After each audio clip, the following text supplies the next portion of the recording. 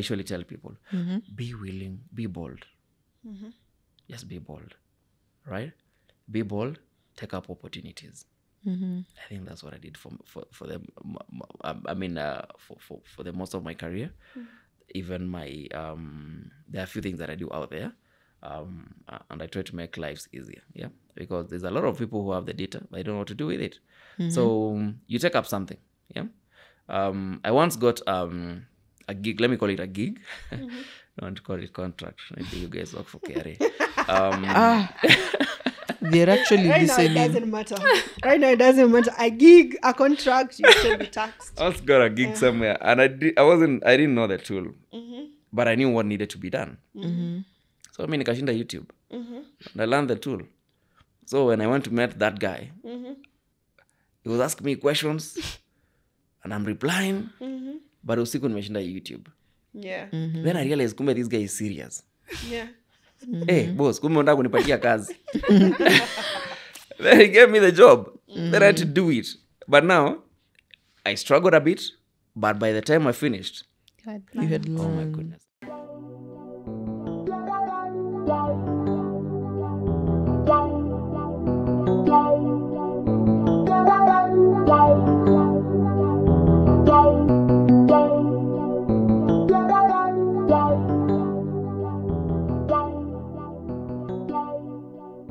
Hi guys, welcome again to another episode of Global Tech Sailors, where we talk about everything tech.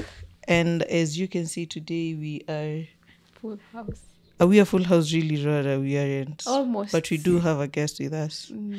We are shouting out Mongina in her absence, and we want to do introductions of who we are. So where do we start? Rona. I'll start. Hi everyone. So my name is Joy, a co-host here. Happy to see you tuning in. Over. Mbio mbio. Next. We don't have time. Okay, so hi guys, my name is Faith Kilonzi. Nice. I'm so happy to be here. Yeah. And I am Mwikali, co-host here. Let's go to the guest. You can tell us who you are. Yeah, you can start with who you are really fast.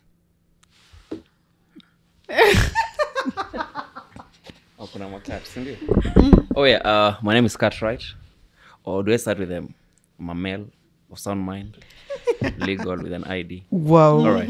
Yeah, my name is Cartwritte Wambua. And I'm a tech bro, really. You're a tech bro. Yeah, I think that sums it up. Okay. Yeah. Okay. Nice. Very, very pleased to have you in our podcast today. So now you Honored. can start by telling us maybe your journey into you being a tech bro.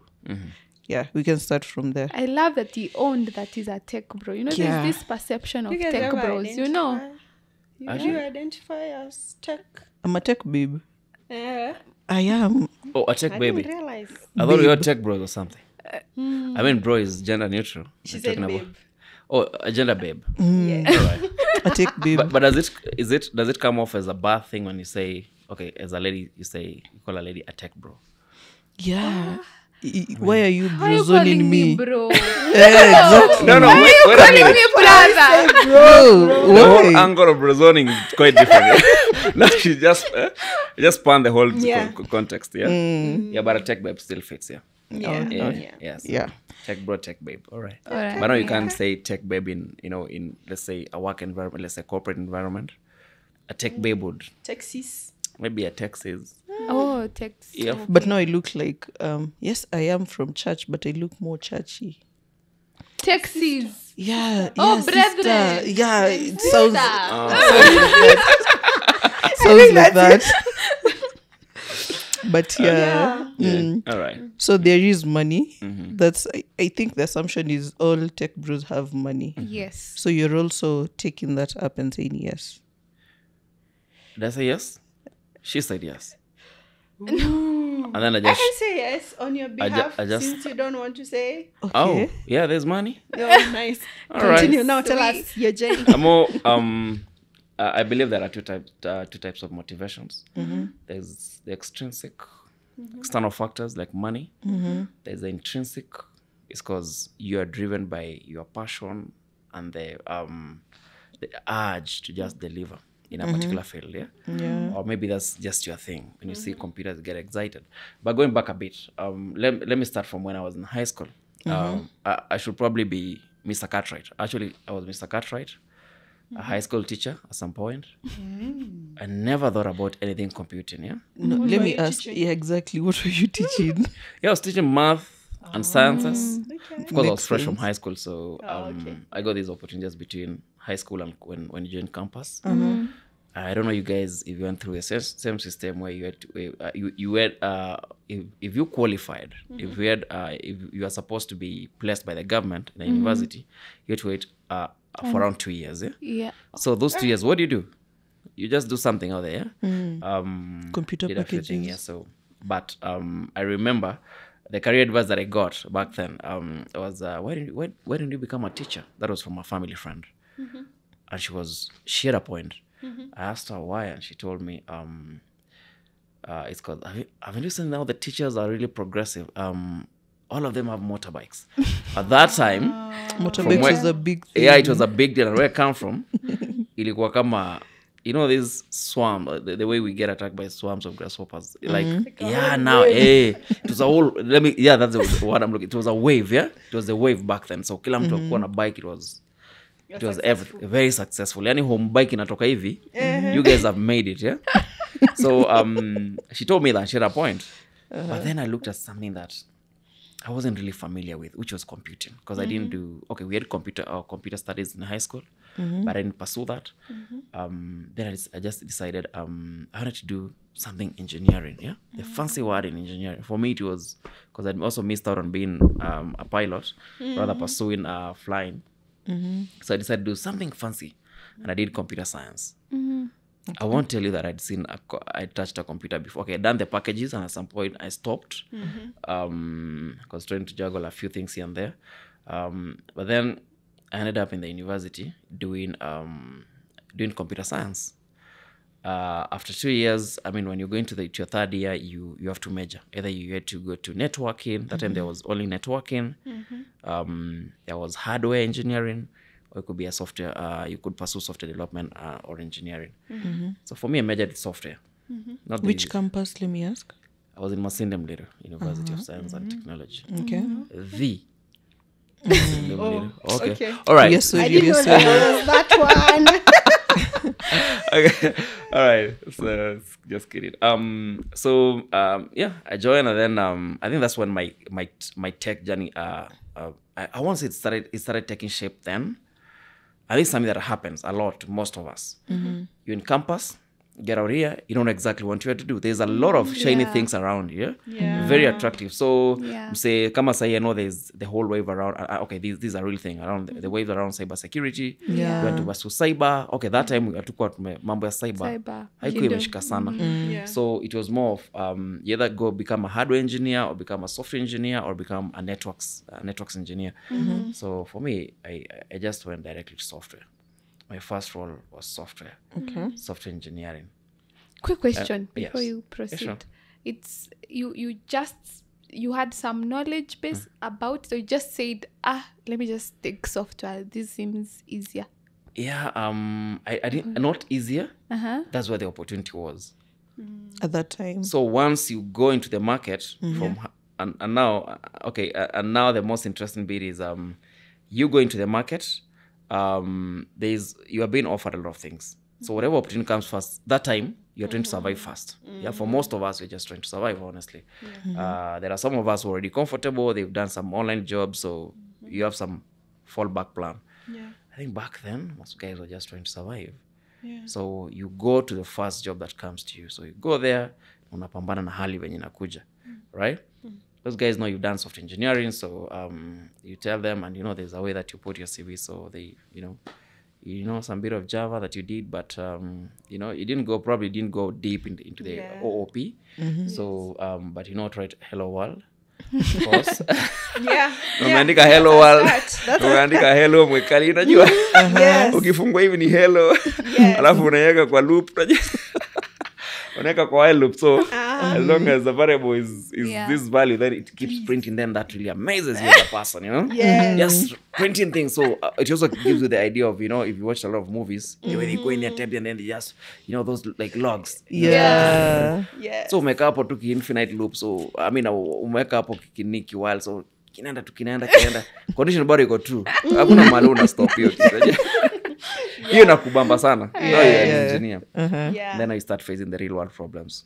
And I would say, like I was saying, most of us, or rather, let me just say something I usually say often. Human beings are unique, but no one is special. No one is special. Two babies, twins. What do you call them when they are from the same side of the...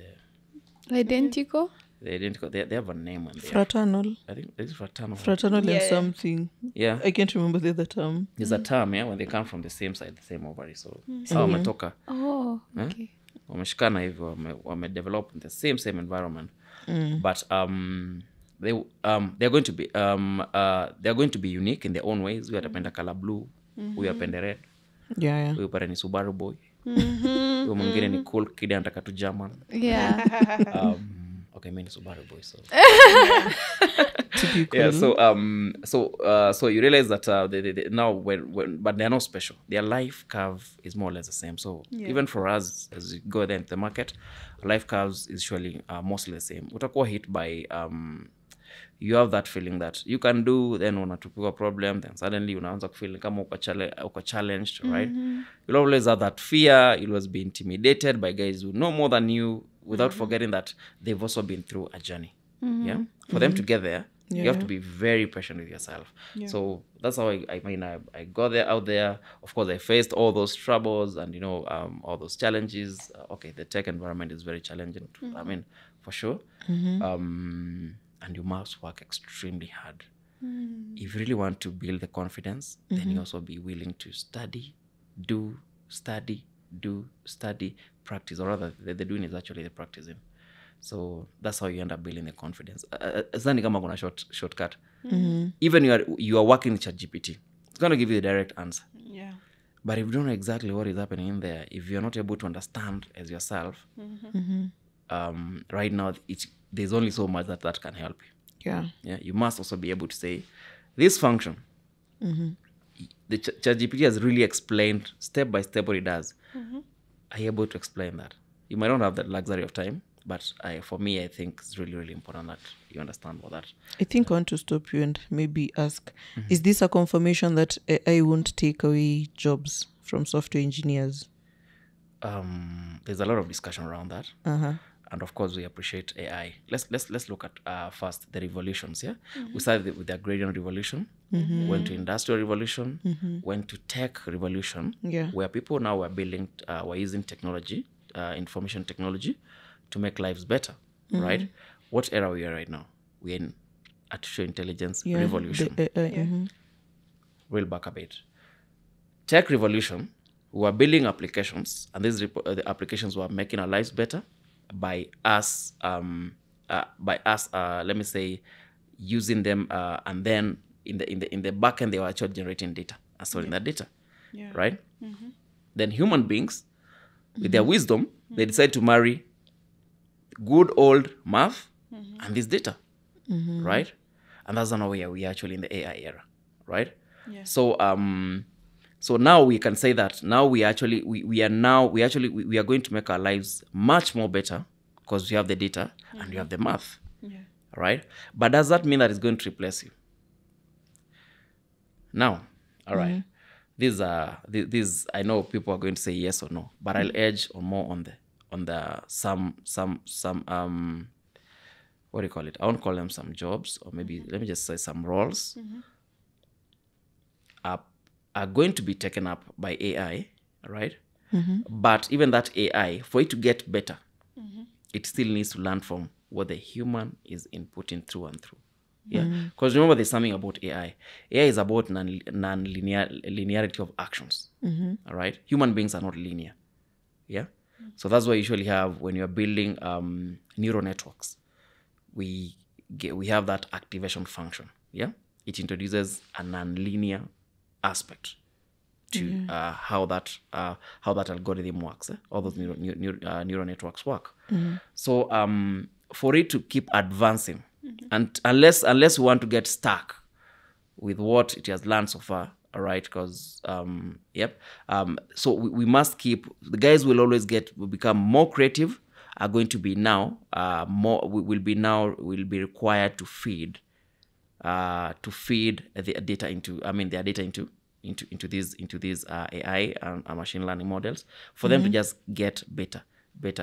Remember, now they are just emulating the natural intelligence that comes from human beings. Yeah. Right. So now they are building artificial intelligence, but how are they doing it? They are basically we are the basis, we are the foundation. Then they come as a copycat. Yeah. But there's a chance that they can do things better. That's one thing. There's aspect of being replaced, an aspect of an AI doing things better than the human being, because the human being, by nature, or rather the way we are designed, you can only think. Your memory can only construct things to a certain timeline in history, yeah, or maybe bits of history, yeah. But the AI, through learning, right, it has already learned how that data is. Now it's actually a model.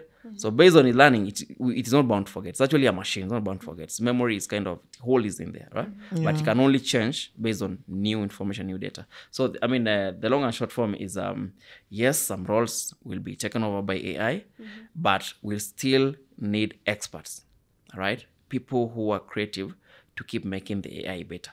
Yeah. So you're a software engineer. Remember, human beings are building crazy software solutions without AI. Yeah. Right? Now it is going to learn how to make how to develop similar solutions, right? But how does it get better? It only gets better if there's a human aspect. That's how I see it for now. Yeah. Okay. But have no fear. Always just get good at what you do. That's what's gonna save you. Yeah, the AI is gonna make you more efficient for now. But it comes that point, just know that you can only make AI better and better. Okay. Yeah. Okay. Then since you're already talking about AI, you're talking about data, and I know that's your thing now. Basically, now going back to you telling us about yourself, how did you transition from the software engineering that you are doing into data, and where you're at right now? And maybe even why? Why did you transit? The why is I would call it opportunities in that line. The other why is because I was already I told you, when you work in software, you keep generating data. People want to see reports. I think one of my journey started from just building reports. Yeah. So people would come and we have this ERP generating tons of data, and customer says, I want to see I want certain insights, right? So now you have to work with data. So you have to crunch it and model it, and you have to give feedback. You have to give an answer to that customer or that client based on data. Yeah. So it was basically basic reporting. For me, it was just reporting. I didn't even think past reporting, honestly. And then suddenly, we started doing warehousing. Back then, it didn't even, when you're the operation guy, you're just told, we want to build a warehouse, and your manager has visibility on why we're trying to do it. Most of the time, sometimes because of lack of proper communication, there are guys who just do because you've been assigned a task. You don't understand the why.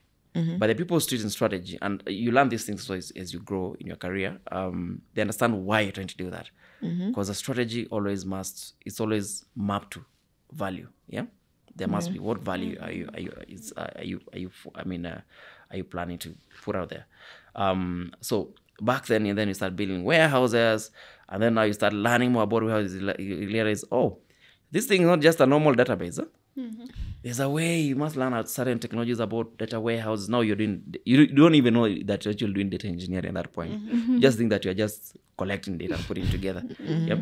Then realize now you're actually doing data engineering, and there's now your part of that is actually being a warehouse or architecting a robust warehouse which supports read. Yeah. So it moves away from an OLTP which supports read, write, and updates and all that. It moves now to analysis platform. So you have to build more, you have to put data in such a way that it can be read fast, because at the end of the day, reports is just more reading.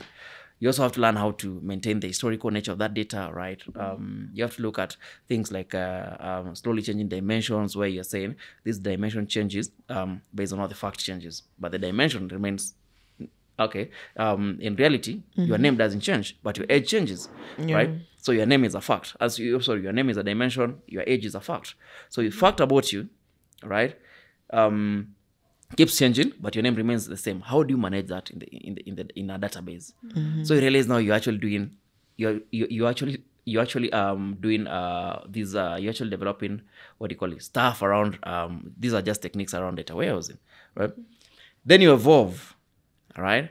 Then it start getting interesting, right? Now you're building you're not only building reports, you're compiling them in some beautiful dashboards, you're doing data storytelling. You are currently just evolving. Then opportunities keep opening. Basically, that's how I got into it all. Yeah, I got in. I think my most dedicated first role was a data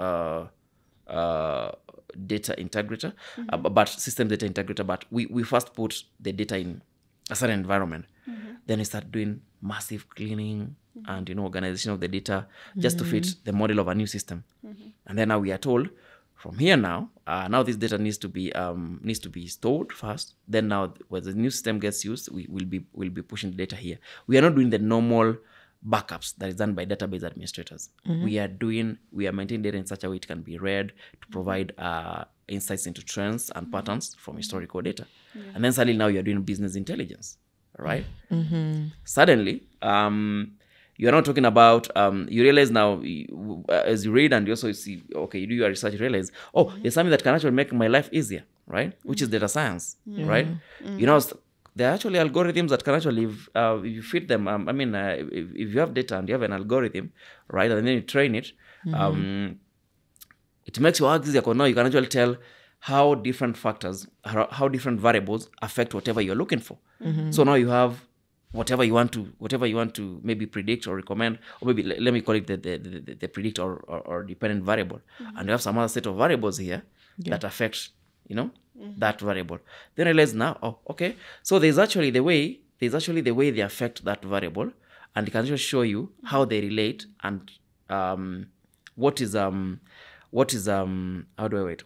weight, right?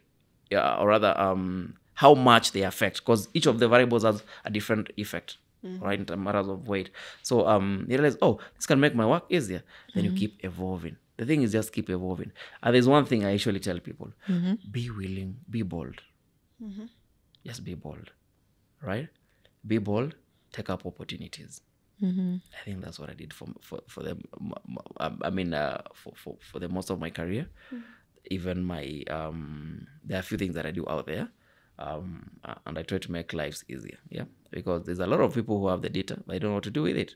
So you take up something, I once got a gig. Let me call it a gig. I don't want to call it contract. Maybe you guys work for KRA. They're actually right listening. now it doesn't matter. Right now it doesn't matter. A gig, a contract, you should be taxed. I also got a gig somewhere, and I didn't know the tool, but I knew what needed to be done.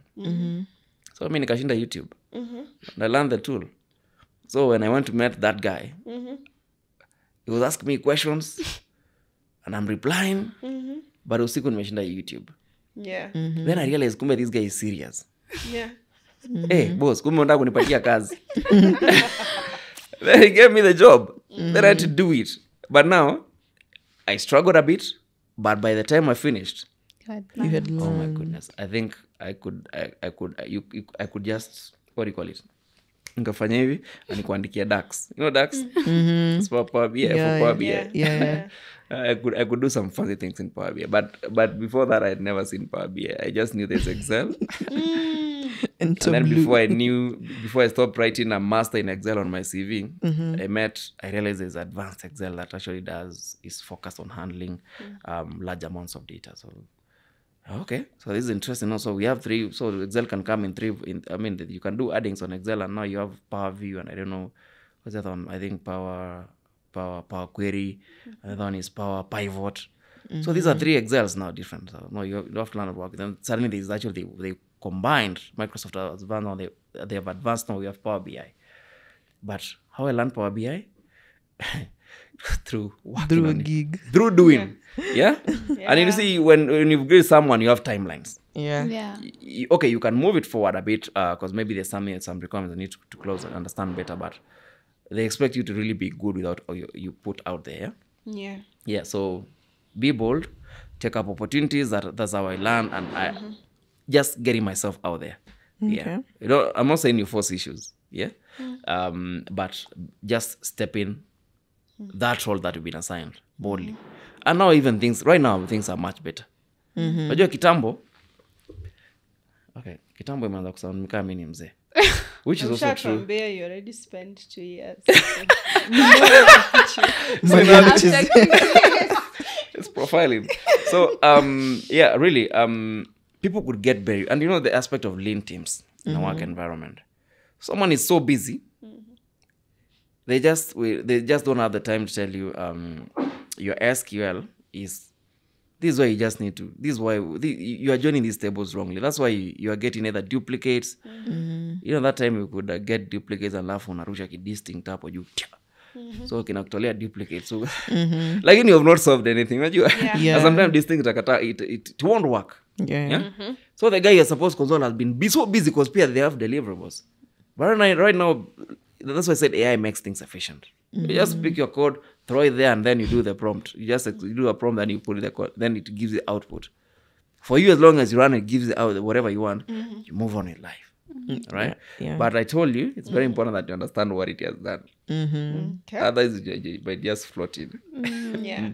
Just understand the concepts, yeah. Okay. So at this point, we have seen your career journey. So I'm interested to know at what now bit did you, because you're the head of data.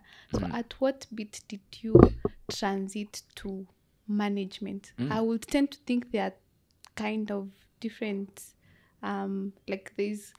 You started your job as, you said, integrations? No. I started as a software engineer as an intern. Yeah. Then I grew along the journey. Yes. Got into data properly now, dedicated data roles. Yeah. Into senior roles. Yeah. Into consultancies. And then I just got into management. Right. I think you've just answered. Just answered? Shortened my... There's a more interesting bit around that journey, which is being a manager. You can manage people, you can manage projects. When you're looking at people from a corporate, not from a personal view, right? This time, from a corporate perspective, what you need is an effective team. Yeah. And effective teams means that you are the one who leads. When your team fails, you fail, right? Yeah. Because being effective has to be driven from the top. Yeah. You must have visibility on what needs to be delivered and when and how. You must understand your team's strengths and weaknesses. Yeah. Because if you're pushing someone to write to do Python scripts, or rather, maybe you have an end goal and you have a choice of Python and SQL. So unaangalia nani hata mtu ameve Excel. Unataka tu the output, just want to have some analysis done. So you just tell someone, I want you to get this data and give me this analysis and this outcome, this is what you're looking to achieve. So mtu ajui, okay, aliandika master in Excel kwa CV, but they're not good in Excel. So but you dedicate that they do it in Excel. You see now, you're so you're putting that person in a very tricky position. Yeah. They really struggle. You just tell them, just get me an analysis, and then you find a way to import it to Excel later. Yeah. See, it's just whatever you want. The final, a product should be in Excel. So as when it comes to management of people, you must look at how best to craft a team that is highly effective, that adores collaboration. If you can be able to break the silos in your team, then you can even be able to break the silos in cross-functional working teams. Those ones are a bit more challenging to manage because now you're dealing with people who are under someone else's leadership, right? And you have to secure their time.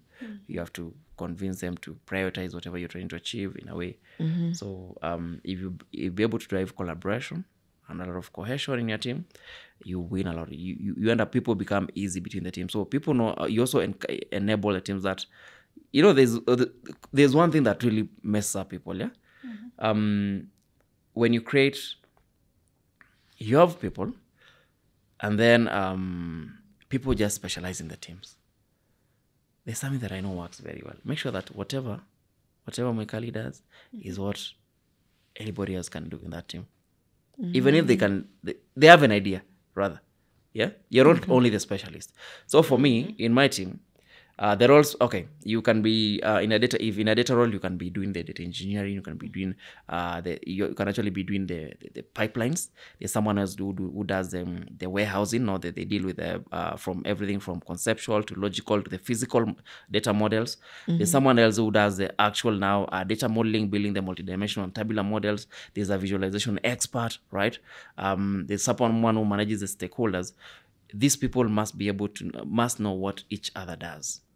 They could be specialized, but let them build some capability into those other, or maybe let someone be end to end. It gives you a lot of upper hand. Even in the market, you really, really enable them. As a person, you build a lot of confidence. So they don't even shy away from coming to, from taking up, some jobs when their colleague goes on leave.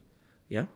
So you enable people now to be able to go on leave get their legally earned leave days. At the same time, whoever is left on the team is able to support. Otherwise, people will still need to go on leave, and suddenly you have a tech debt.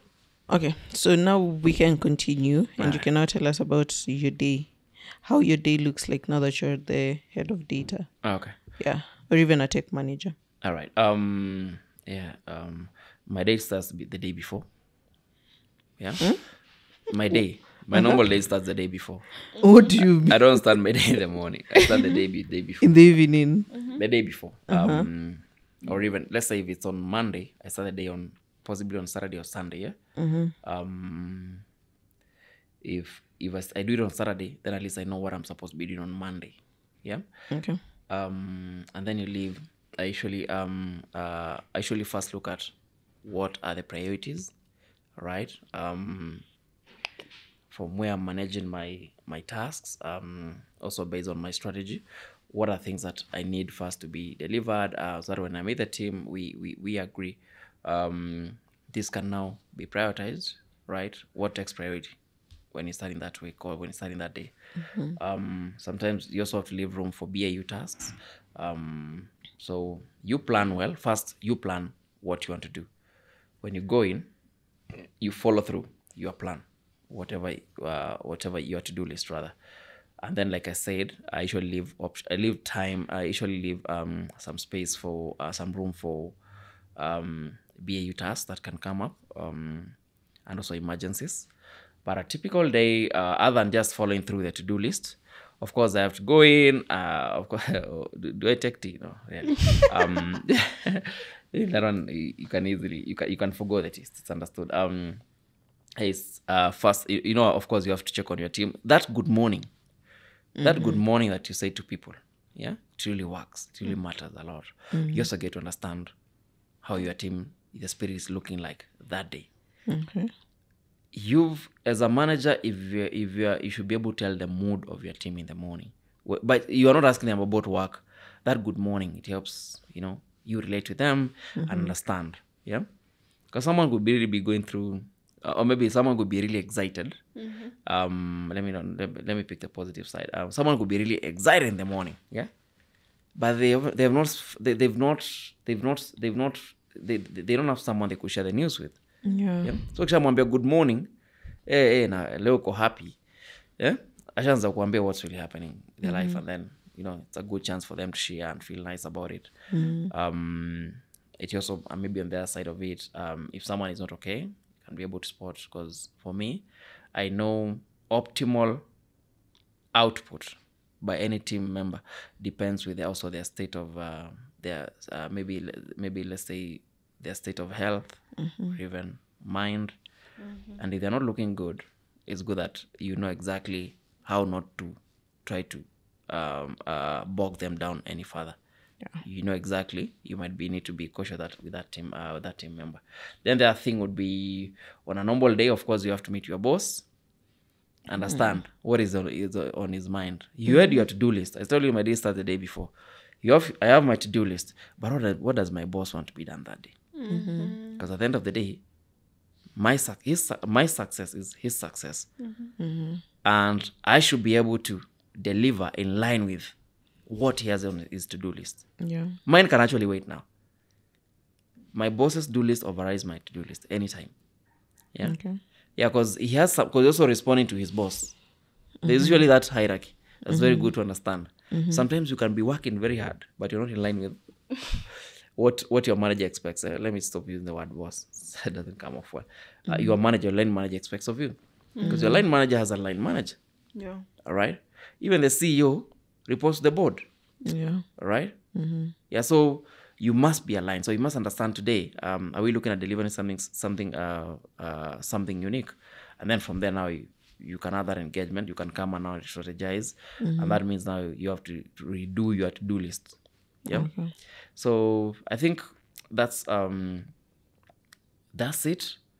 I don't want to go into the actual things that we do, all right? Because of course in data, in a normal day, all right, you'll be doing data quality management.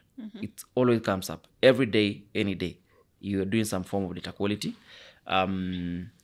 Number two, there will be tasks around data consolidation, and I'm talking about data engineering, and and improving the warehouse. Number three, we are going to have people who are looking into maybe communicating insights. Yeah, that is not visualization. Yeah. Number four, we have people who are automating this whole thing, this whole platform. We have lots of automation in between.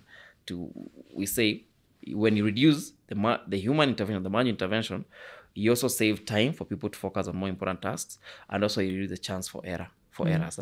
Yeah. And you're also able to explain in case there are faults. You can be able to explain them easier with automation.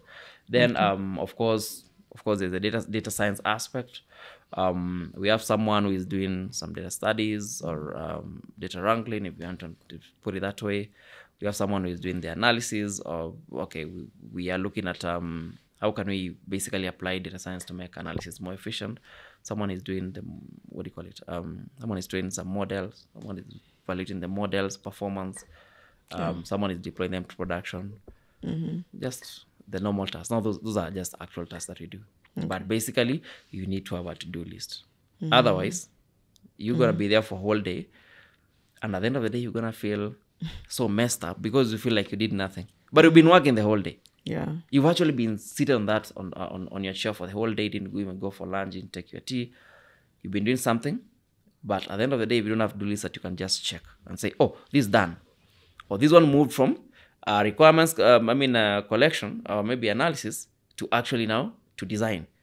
Yeah, that's progress. Okay. Yeah, you just register the progress every day. It makes you go home even satisfied. It makes you sleep. Okay. Yeah. So I believe from this we have gathered a lot of information, and I think we really do not have any extra questions, do we? Okay. So you can give your parting shots. What is that one thing? What is that one thing you'd like to tell people? Yeah. And then you can also finish with telling us where people can find you if you are a social media person. All right. He wants to be found. Exactly. You're actually right. You're actually very right on that. Let me start with where you can find me. I think I'm not the most active person on social media, but on Twitter, I used to have an account called @Cartwritte that for some reason now I can't access anymore. So yeah, when they changed those when they changed when Elon introduced that subscription, and then he said if you're not subscribed, then you cannot get the SMS. Is it SMS what? Is it SMS OTP? One-time PIN. You cannot get the OTP on SMS. Now I only had my number. I created my account using my phone number, not an email. So at some point I wanted to change phones. I could not remember the password. So I had to stay 2 phones for a long time just because one phone had my Twitter. And I said, this is not tenable. I don't like carrying around 2 phones. Just one phone that's enough for me. Okay. So finally kaamua, wacha nitoke huku ni create huku. Ikakataa kabisa. So I'm trying to send myself the one-time PIN. Kumbe I'm not even verified. So if you're not verified, becomes I gave up on that account. I created another one. So right now you can find me on Twitter at dataguru_global. But if you just search for my first name, Cartwritte. I think we'll need the spellings for that. Cartwritte. That is Charlie. Charlie, Charlie Alpha. Why? What does R stand for? please though, give us normal alphabets. You send it to us, then we'll link it in the description. All right, Cartwritte. Just a very straightforward name. Okay. And then I think that's where I'm most active. You'll also find me on LinkedIn. At Cartwritte Wambua. On those two names. And then my parting shot would be, if you can, be data driven, but never use data only to make your decisions. Employ as much domain expertise, like have them on the table. Both. You have the data insights and you have domain expertise or domain content. Make sure they're on the table together. Yeah. You are going to have, of course, the data is going to have an edge because of what techniques that you're using, like machine learning and AI to to give us the insights. Yeah. But also domain expertise is very important to check what these tools are trying to do. Okay. Yeah. Yeah. All right. So that's my parting shot. So for everyone, be data driven. Let's be a data. Let's build a data economy. All right. Where let's just try to build a data economy. It's gonna benefit us in the long run. Okay. Yeah. Thank you very much for gracing our episode, Cartwritte. I'm really It's honored. been a pleasure having you. Yeah. So maybe Kilonzi can tell us where we can be found and where can we find you as we finish up. Okay, so Please, you don't talk like that. okay, Eric, utakata your part. Yeah, thank you for tuning to our episode, and thank you, Cartwritte, for being with us here. I think up to this point, we don't count episodes, but this is one of the more like the 10th since the year started. And we are doing a good job. Yeah, so amazing. please subscribe to our channel. We are Global Tech Sailors on YouTube. We are Global Tech Sailors on Apple Podcasts, Google Podcasts, Spotify, and anywhere you find your podcast from, including Castbox, Amazon. We're also available on social media at G Tech Sailors on TikTok, Instagram, Twitter, and we are getting a lot of following on Twitter actually. So please, those followers that are following us on Twitter, combine it to Instagram, combine it to TikTok, and please share our work. Yes, Yeah. and also comment. Yeah, thank you, and have a good day. Till Joy? next All right. time. Bye.